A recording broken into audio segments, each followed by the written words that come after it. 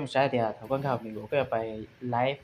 เกมนะเราคือก็ไปเล่นเกมของmìnhก็ไปถือไปในลูกกล้องเนาะได้ทับลา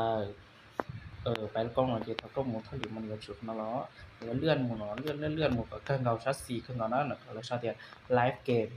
ไลฟ์เล่นเกมน่ะเจก็เต่าเขาที่เลือกเกม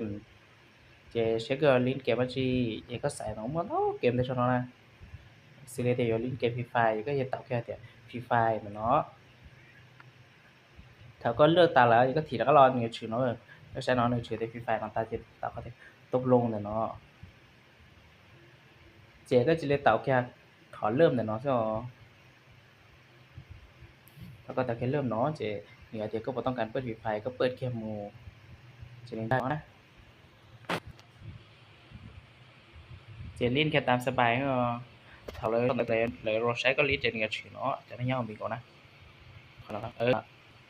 แล้วคอมเมนต์เดี๋ยวชื่อเนาะจะได้เราใช้ได้ชื่อเนาะตั้งเท่า